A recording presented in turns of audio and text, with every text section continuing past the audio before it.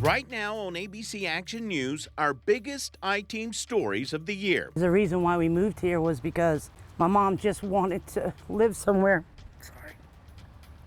where she could see the water. The stories that shocked you. And if I'm objective, she needs to go to prison. As her daughter, it kills me to say it. As their mother, I demand it. The stories you continue to reach out to us on. Something that was so exciting became an absolute nightmare. The stories that went viral. What's it worth right now knowing this easement's running through it? Salvage value, the house and everything is just, it's worthless. And the stories that sparked conversations. I'm a father, a real father. And the ones that ignited debate. There are thousands of pharmacies all over the country trying to compete for those 3 doses. What? Who are you going to give it to? Welcome to a special report from the ABC Action News I-Team. I'm Adam Walser. And I'm Kylie McGivern. Over the last year, our team has spent countless hours digging into stories across the Tampa Bay area and the state. Today, we want to highlight some of the reports that really resonated with you, the viewers. So we start with the story that made international headlines. A local family devastated after 2 of their children die less than a year apart. Both tragedies occurred while the kids were in the care of their grandmother. I spent a lot of time in Hardee County where Tracy Nix is charged with aggravated manslaughter for leaving her granddaughter in the back seat of an SUV, and where the grieving parents shared their story for the first time with our team. We do want to warn you, some of what you are about to see and hear is disturbing. Wauchula, Florida, a small town along Main Street in Hardee County. Population less than 5,000. Kayla Nix and Drew Schock grew up here and reconnected 5 years ago after what began as a high school friendship. They soon decided to have kids and raise their children where they had roots. This was the plan. We were going to have 3 kids, and that, you know what I mean? That was our goal. My mom was a principal. Kayla's mom, Tracy Nix, now at the center of their family's story. Here we are. A story they're here to share. It's really difficult to know that my mom is the one, that broke his heart here. My mom. According to the complaint affidavit, on November 1st, 2022, Kayla was going to get her hair done and asked her mom to babysit. Tracy met friends for lunch, drove home, and forgot her granddaughter in the back seat of her 2019 Lexus, with the windows rolled up. She went inside, talked to her dog, and practiced the piano. When one of her grandsons arrived, all of a sudden it came across her head that Uriel was in the back seat all afternoon. Her husband immediately began CPR. Temperatures in Wauchula that day reached 90 degrees. Uriel died. She was 7 months old. To think of the last moments of her life as a mother is gut-wrenching. A little girl. How do you forget a little girl? After identifying his daughter at the hospital, Drew remembers. We're out in the parking lot just trying to grasp out what just happened, and that it actually just happened twice in our lifetime. Twice in less than a year. 16-month-old Ezra, Uriel's brother, also died while under his grandmother Tracy's care. 911, where is your emergency? That's a little baby. The grandmother's out giving him CP. Is he breathing? No. Okay, it was a pond, Yeah. and they're not sure how long the child was in the pond? No. Kayla and Drew had never seen the incident report, detailing how Ezra drowned in a nearby pond the afternoon his grandmother fell asleep. In the report, the detective wrote, a complaint affidavit for child neglect will be forwarded to the state attorney's office for further review. I didn't know that they had ever attempted to file charges. Kayla says she will never forget what a deputy told her. I was told that unless I believed that my mom held my son's head under the water and intentionally killed him, that there is nothing else that they can do about my son's death. In a statement, the state attorney's office said, in cases involving the accidental drowning of a toddler, Florida appellate courts have stated that a one-time lapse of judgment would not establish culpable negligence of the caretaker. His story has gotten lost in hers. After the death of Ezra. your son, did you trust your mom? No. No, we didn't trust her at all. I thought that if I could believe in second chances, and so when I was told that Ezra's death was an accident, some sliver child part of me thought, okay, good, I get to keep this mom, this grandmother, this person. 3 months after Ezra's death, Kayla gave birth to their baby girl. There wasn't a moment to get a grip of the death of my son before there was the life of my daughter. You're too cute. Kayla and Drew were protective. The very, very minor amount of time that she saw my daughter was almost always supervised. On her daughter's last day, Kayla says she knew her mom's plans. Yuri was at a restaurant with other people that I knew and trusted. Within hours, someone from the sheriff's office showed up at her home And said that your baby is dead. And I said, I'm sorry, what? I know Ezra's dead. Why are you here? Why are you, like, what is this? No, Kayla, your baby is dead. 2 children now who are no longer here. You know what I mean? Very. Somebody has to answer for that. But Tracy's attorney, William Fletcher, says it depends. But because somebody dies doesn't necessarily mean that somebody has to pay. And this obviously was an accident, and the question was, is it culpable negligence? Fletcher told us Tracy Nix will not be making any public statements. Tracy loves her daughter and her son-in-law and all of her children and her grandchildren. What is she feeling? Totally devastated, totally devastated. Why did you choose to take on this case? It was so incredible. I can't conceive of the pain. The grandparents are hurting too. So there's no winners here, certainly no winners. They're very fine people, and decided I'd take it. The first one is just totally bad luck. I know you've heard sometimes people have been struck by lightning 2 different times, and that's the way I look at this case. What do you think justice looks like here? Looking at the facts, looking at what really happened, as far as Uriel, the baby girl, which is what the charge what the jury should be focused on, and deciding is this culpable negligence. Fletcher says if found guilty, Tracy could be sentenced to between 12 and 30 years in prison. So then if I'm objective, she needs to go to prison. As her daughter, it kills me to say it. As their mother, I demand it. Since our story, Nix has spent time in an inpatient mental health facility. This case is still making its way through the court system. Nix's next pretrial hearing is scheduled for January. Still ahead on this special edition of ABC Action News, we look at a few cases we covered this year involving Tampa Bay doctors making headlines for all the wrong reasons. If we had a recurring theme this year, it was doctors under investigation. Time and again, viewers would contact us about botched surgeries and doctors facing discipline or even criminal charges. Like a doctor charged with multiple sex crimes in Washington state who was investigated by Tampa police 4 years ago after a Tampa General Hospital patient reported allegations of sexual misconduct. Or a Tampa cosmetic surgeon who was disciplined by the Florida Board of Medicine because his patient died following a Brazilian butt lift procedure. And a Florida back surgeon who had a long lawsuit history fighting to reopen his surgery center. We uncovered Dr. Alfred Bonatti's malpractice claims and discipline records. But the one receiving the most responses from you, uncovering the criminal record of a local plastic surgeon who was still in business until very recently. Authorities arrested Dr. William Wright Adams twice since 2020 for crystal meth possession. Some of his patients reaching out to me telling me they had surgery complications.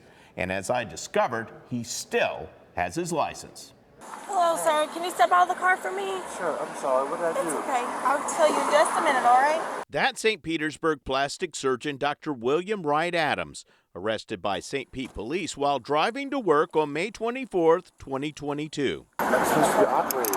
Okay, that's fine. This is more important right now. Operating where at? You say plastic surgeon. Okay, where at? My office. Where's that at? on 9th Avenue North. During the stop, officers search his SUV as a patient waits at his office for plastic surgery. They're putting somebody to sleep right now for me to operate on. Okay. So I have to call Would you them like me if to I call them can't be and there. tell them? Or are they going to do that when you show up? They're all waiting for me right now. After following Adams from his home, police stop him for questioning in connection with a 2021 burglary. According to a police report, the co-defendant told police Adams hired him to burglarize an ex-boyfriend's home. The report says a security camera captured Adams' vehicle, and neighbors spotted a man wearing teal scrubs near the victim's house. During the stop, police found a glass pipe inside a leather backpack. Do you have a meth test kit? They also found a packet the police report says contained 3 grams of crystal meth. You have the right to remain silent. Anything you say can or will be used against you in a court of law. All rise. Circuit Court in Fort Pinellas County is now in session. Adams was charged with possession of methamphetamine and residential burglary. The Department of Health's license verification website shows Adams' license is clear and active, with no record of complaints or discipline. The 2022 case wasn't Adams' first methamphetamine arrest. A 2020 police report says sheriff's deputies seized this packet of crystal meth from Adams' backpack while he was going through security at the Pinellas County Justice Center. Adams pleaded not guilty to that possession charge in June 2020, and the prosecutor dropped the case that October. Adams was attending a hearing after his ex-boyfriend sought a restraining order, claiming in this document that Adams sent him a message saying, "If you value your life, I wouldn't do that," in response to a threat to report him to the medical board because he smokes meth. Adams' ex dropped the case. And they were yelling all night long, breaking stuff. That's Frankie Stiles, who said she and Adams had been friends for years. When she had nowhere to live, Stiles said Adams allowed her to stay in a camper in the driveway of his $1 million home in St. Pete Beach. But that friendship didn't last. The police are coming around quite often. Yeah, when the police all know him, and it's just like another random stop to them. We obtained this report of incidents at Dr. Adams' home from the Pinellas County 911 Center, and it shows that during a 2-year period, medical personnel and sheriff's deputies responded here more than 40 times. One call involved deputies serving a narcotics arrest warrant on Adams' then house guest, who a report says had crystal meth in his pocket at the time. Other reports involved what deputies referred to as a turbulent domestic relationship between the two. On May 14, 2021, Adams' house guest went missing after threatening to stab himself with decorative fencing pulled from a flower bed. He was later found safe nearby. 3 months later, a report says that the two got into a verbal argument that escalated to the point that Adams' house guest grabbed an electric chainsaw. Though you reached out to the Florida Board of Medicine? I did, and so did a few other people. Stiles started a Facebook page with videos from Adams' home and arrest records. She says she gave those things to the medical board and talked to an investigator. Did the investigator know he had been arrested twice?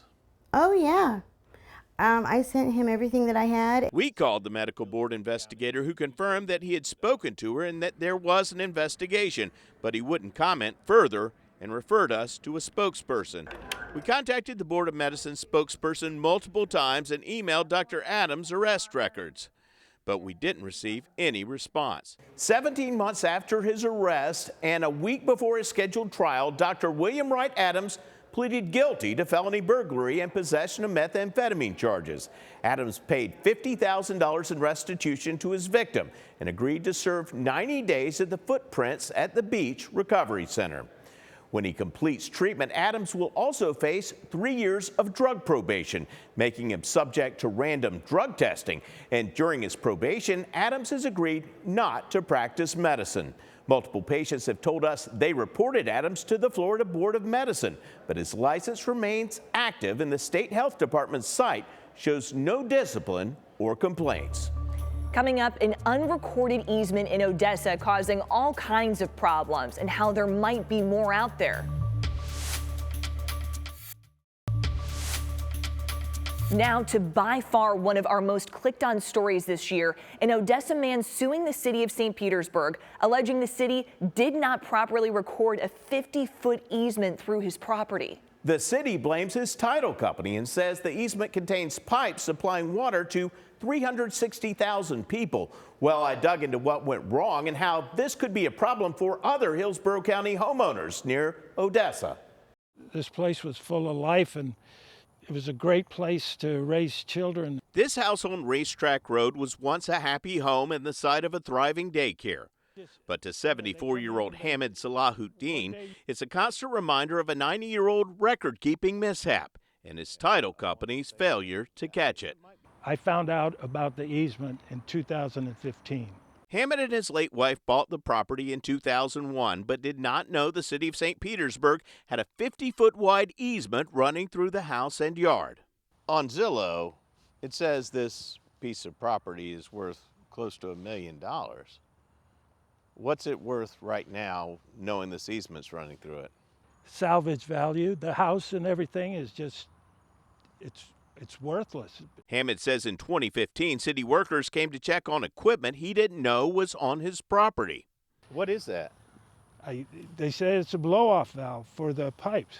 The easement was granted in 1930 for a 36-inch water main, going from what is now the Cosme Water Treatment Plant to the city of St. Petersburg, 26 miles away, crossing hundreds of properties. A second 48-inch water main was added in 1962.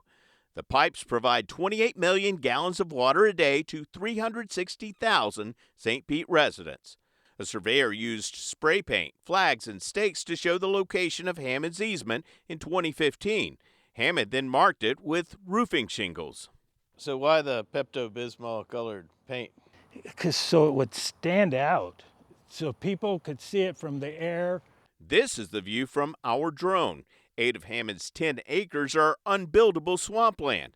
The house and pipes are in the middle of the usable part. It goes through the pool, it goes through the hot tub, it goes through the screened in, it goes through the kitchen, it goes through the bedroom. The house and pool built by a former owner in 1982. Hillsborough County building permits show no easement. In fact, records show the 1930 easement wasn't recorded until 1954. I contacted the title company for them to fix the problem. Fidelity National Title Insurance Company's lawyer sued the city in 2016. In 2020, Hamid's wife, Penelope, was diagnosed with cancer, closed her daycare, and died months later. That same year, the property went into foreclosure, putting the lawsuit on hold. It cuts across a road. We asked attorney Andy Lyons, who's not associated with the case, to review real estate and court records. Lyons also owns a title company. That is why he bought a policy of title insurance, in case something like this comes up. But Lyons says the title company has a defense, since the city didn't properly record the easement. So what normally happens is the county will put in a utility and record an easement. Every time that property transfers after that, the easement follows the deed. During the 24 years before the easement was recorded, properties were divided and sold with no record of the easement. And there's no way any of the homeowners after that would know just by looking at their deeds. And this is miles and miles of these properties. Miles of these properties. In Hillsborough and Pinellas counties. Hamid's property changed hands 7 times after the easement was granted, but never showed up in title searches. In response to our records request, the Hillsborough County Appraiser's Office wrote that it could not find that easement on any Hillsborough deed. This 1965 memo from a St. Petersburg utilities employee indicates Hamid's property wasn't the only one affected. It's possible structures could be erected over the pipeline. Lyons believe those old pipes could be a ticking time bomb. Look how close they are to Hamid's house. These are 36, 48-inch water mains. Under pressure, that is a full, hard flow of water constantly through those pipelines. So if there's any kind of rupture in a pipe that is now nearly 100 years old, that's going to have potentially catastrophic effects. The city of St. Petersburg has declined comment because of the lawsuit.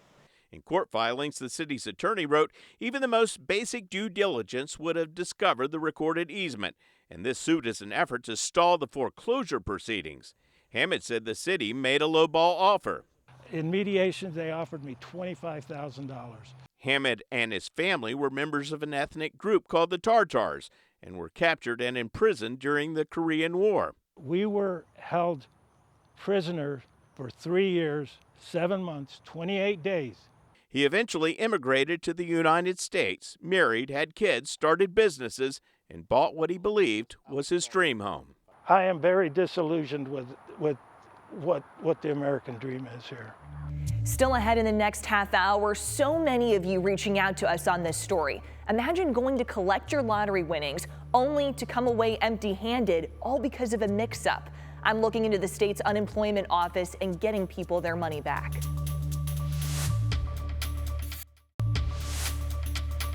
This past year, we responded to 1,011 calls, emails, and form submissions that you sent to us. We exist because of you reaching out to us with your news tips, and we thank you for that. If you or anyone you know has something they'd like us to investigate, we're just an email away. Contact us at iteam@abcactionnews.com. More investigations to come after the break. A Tampa father fighting to be a parent to his 5-year-old daughter. She was taken by an adoption agency days after her birth without his knowledge or consent, all because he wasn't married. Welcome back to a special edition of ABC Action News, where we are highlighting investigations that really made waves. This year, I looked into the battle over parental rights and what can happen to children whose parents are not married. I met a Tampa dad fighting for his daughter after an adoption agency took her away 2 days after she was born without his knowledge or consent. Okay, this is my daughter's room. This been her room since she was a newborn baby. Ulysses Carwise prepared a room for his daughter, his little girl, who may never come home. Books I was going to read, spot those. The bed unused, closet empty. We end up giving most of the stuff away because she outgrew it. The baby he loved from the day she was born. I'm her father, her real father. I'm not trying to adopt I'm her father. Is now 5 years old. This one right here, let me see this. This one is the baby pictures. In the hospital, the baby tested positive for cocaine. Her mother, Nikita Adkins, was using drugs, according to documents from the Florida Department of Children and Families. Carwise wanted the baby to come back home with him, but not Adkins. So I went back to Nikki. I said, where the baby at? And she said, well, I'll put the baby up for adoption because I was angry at you, she said. And I said, you did what? Carwise told DCF he wanted his daughter, but the 35-year Hillsborough County School Board employee needed to prove he was the father because he and Adkins weren't married. When the test came back, they said it was 9.5, 99, something like that. The baby was mine. I said, okay, well, it's over then. Thinking that's it. That's it. It wasn't. The fight for his daughter is still going on. Just give me my child. I've been saying that the whole time I've been going to court. Give me my child. I don't need y'all help. Give me my child. And they won't listen. The adoption agency, Bethany Christian Services, and prospective adoptive parents, referred to only as Katrina and William Doe in court records, took Carwise to court in Orange County to terminate his parental rights, arguing that he had abandoned his daughter because he did not financially support her while she was not in his custody. After the trial, it took the court nearly a year to rule. His rights were not terminated, but Carwise's daughter stayed with Katrina and William while they filed an appeal. As months turned into years, his little girl grew more attached to the only family and home she knew. And now she thinks they are her parents. The couple that wants to adopt her call her by a different name. He wishes she could call him Dad. All she knows is I'm Mr. Ulysses and I say her nice stuff. That's it. Initially, Carwise had in-person visits every week at an Orlando mall. Okay, this one here is doing Easter. Those in-person visits stopped at the start of the pandemic. For the past 3 years, he has not touched his daughter, seeing her once a week on a Zoom screen.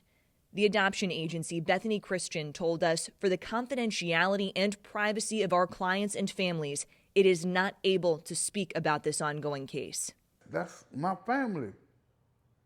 That is my child. They're not saving no child. They are harming a child.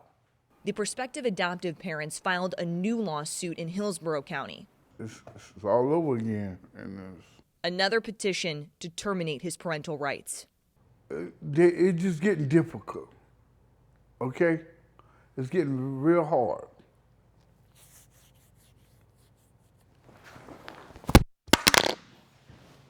Carwise overwhelmed with emotion. That's the first time it hit me hard. Because I've been like fighting these people. And May it please the court, I'm Jeannie Tate. Jeannie Tate, a longtime adoption attorney based in Tampa, is representing the prospective adoptive parents. She opened a private adoption agency in 2001, Heart of Adoptions. This is Kylie McGivern. I'm a reporter with ABC Action News. We contacted Tate by phone and email, and she responded in a voicemail and email that although she would like to comment, Florida law prevents her from commenting on the matter or confirming her involvement. One of his younger sisters, Rosalind Green, has stood beside her brother as he fights for his daughter. It's a huge eye-opening that the law will allow these people to literally, legally take someone else's child. Carwise plans to live in Green's house when he gets custody of his daughter. He has the support that he needs to take care of this child, including the support of his 26-year-old daughter, who he raised as a single father. What gives you all hope to continue moving forward? I want my niece to know that we didn't give her up and that we're here to fight for her. I couldn't believe, that he's still fighting. The fact that it's gone on this long and something hasn't been done to give him his child is just, I think, a travesty. David Velez is Carwise's former court-appointed attorney from the original case in Orange County. And they were doing everything imaginable to just keep him from getting his child, which they continue parents to do today. They would say, well, he doesn't really have a relationship. Well, you're not giving him the opportunity to build a relationship with the child. And it's not for a lack of him trying. Something has to be done because it's been an injustice what's been done to him. Well, everybody should care about it because it could happen to anybody. Online now, we've included more information about the putative father registry mentioned in this story for unmarried fathers to establish their parental rights. That's abcactionnews.com/iTeam. Still ahead on this special edition of ABC Action News, we take a look at a new disturbing trend in Florida, people forcing seniors out of their homes.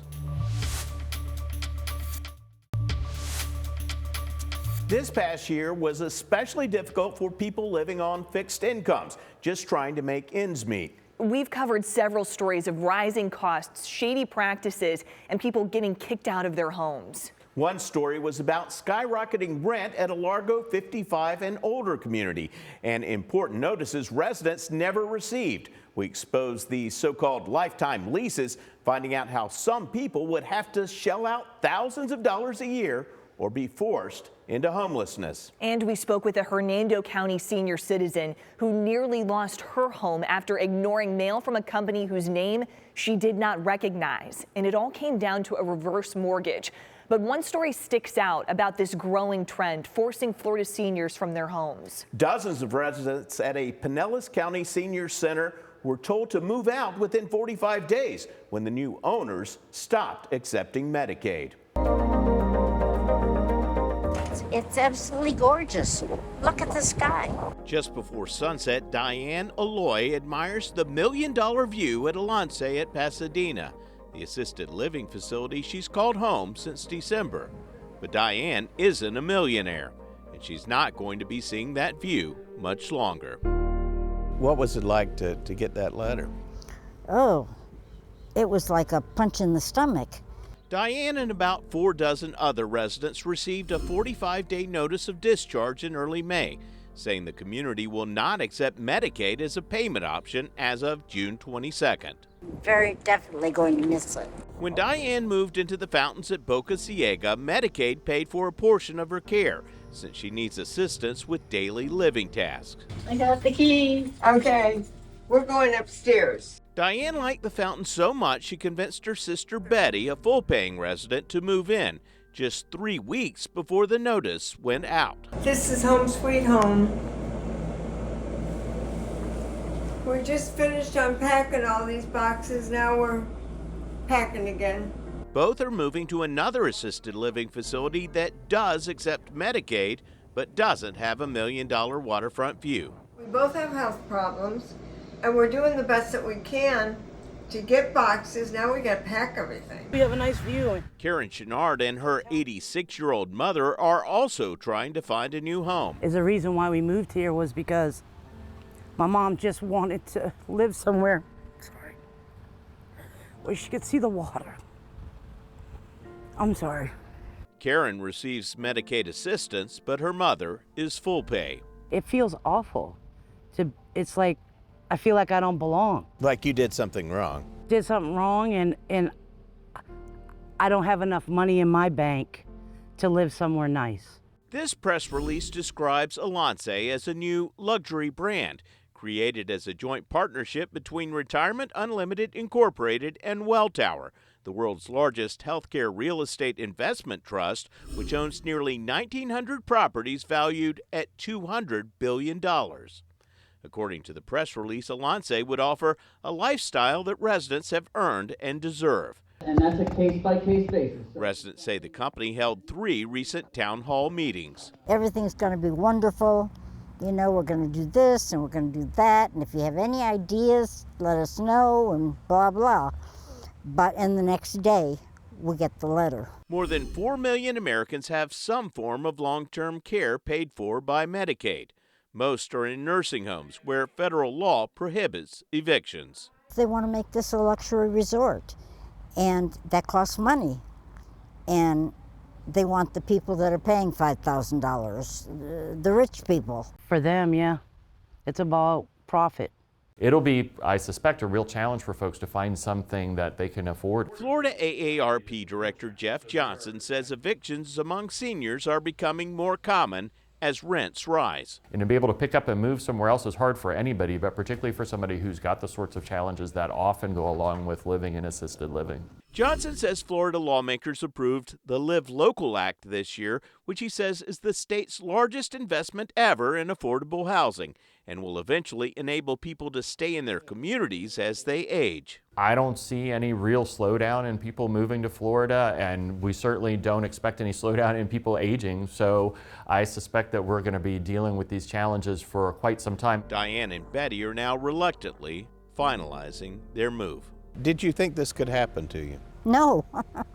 I told everybody, I am moving from here when the coroner takes me out. We reached out to Alance at Pasadena, Welltower in Ohio, and Retirement Unlimited in Virginia. Retirement Unlimited responded and issued a statement saying, Alance at Pasadena made a firm commitment to assist these residents with relocation needs, including helping them identify appropriate care levels, assistance with the management of the move, and the delivery of care records at the time of transition. Still ahead, it is the drug everyone is talking about, what's behind the latest shortage, and how it's putting people's lives at risk. This year, the blockbuster drug Ozempic was all over the airwaves. Ozempic is a prescription drug that helps people with diabetes control their blood sugar levels. It also helps people lose weight, and that is making it hard to get. So this year, I looked into what's behind the shortage of the drug many diabetic patients say they can't live without. This is the one I take. It's the lower dose one. 71-year-old Becky Gandy says the injectable drug Ozempic helped her achieve optimum blood sugar levels for the first time in 20 years. She's trying to avoid the same fate as her mother, who died of complications from the disease. But Gandy's last Ozempic pen is about to run out. Well, you see how far down it is, this thing here? I think that means I've got one shot left. And her pharmacy doesn't have any more. About 2 months ago, oh, well, it hasn't come in yet.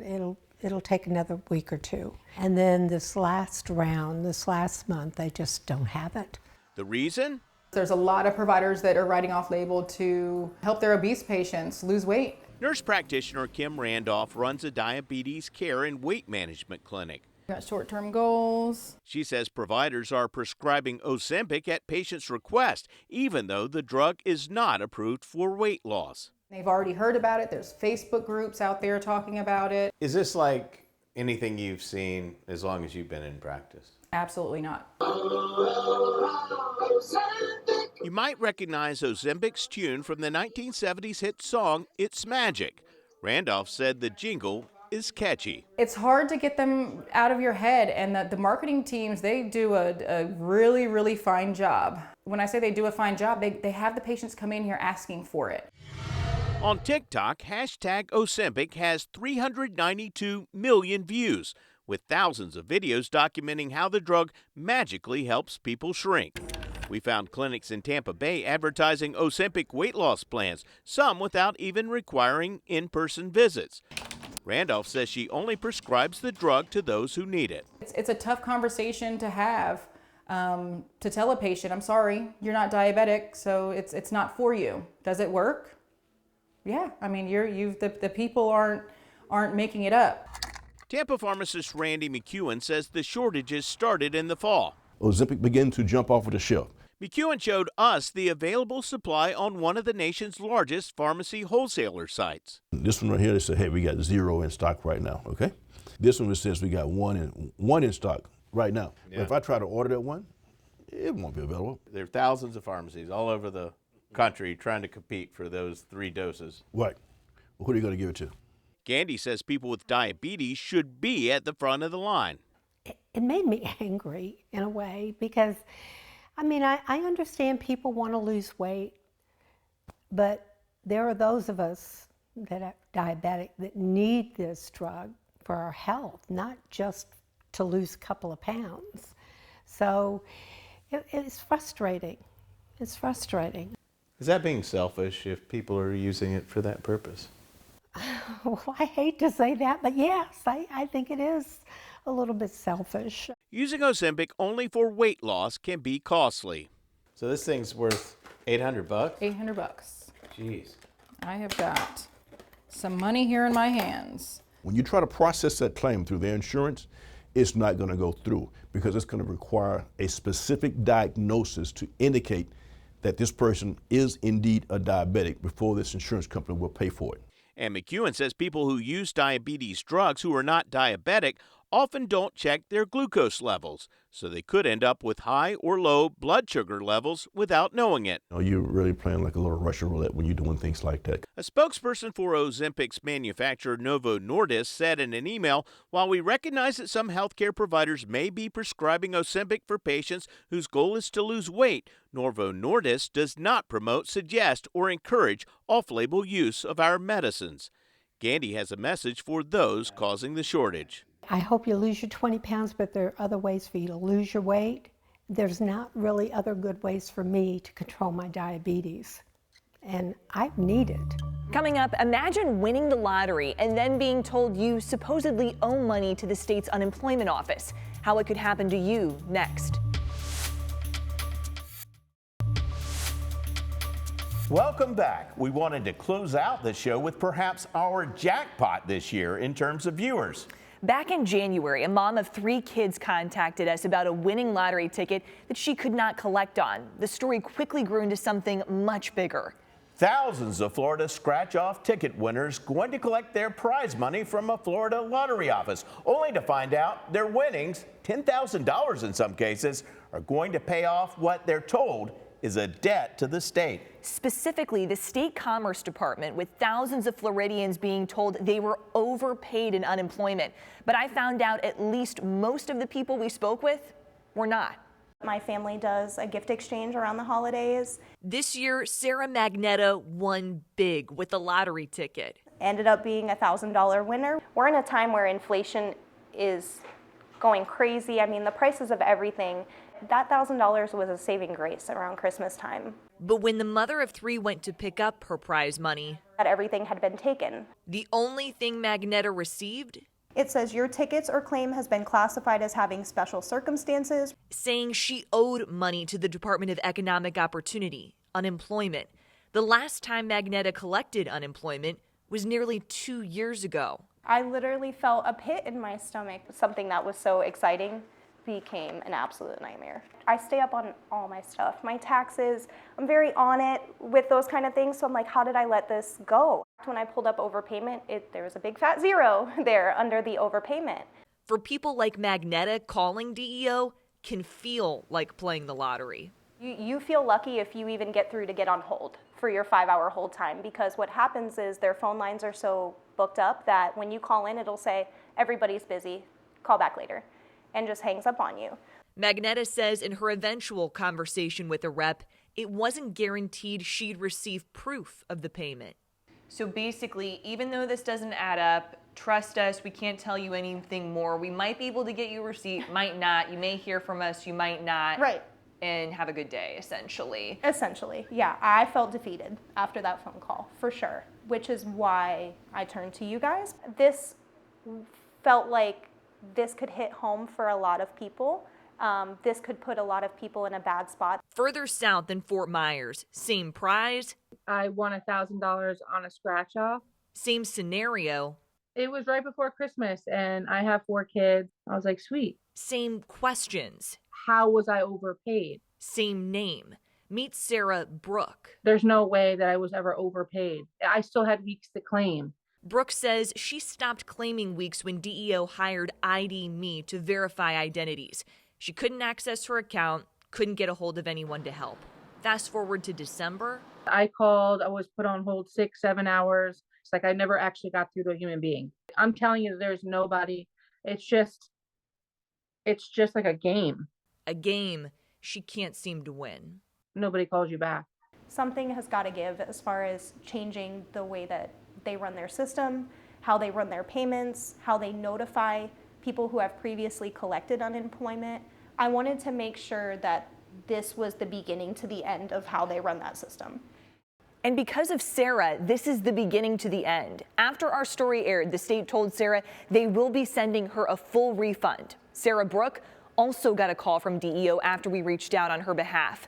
Nearly 500 of you since then have reached out, and we have connected you to the state. Many discovering they don't owe anything and are now getting all of their lottery winnings. Remember, if you have collected unemployment, you need to log on and check your account, especially as we start to get into tax season. Online now, we've included a link with guidance on how to take care of an overpayment, as well as how to request an overpayment waiver. That's it for us today. If you have a story you want us to investigate, just contact us. The email is iteam@abcactionnews.com. From all of us here in the I-Team, take care.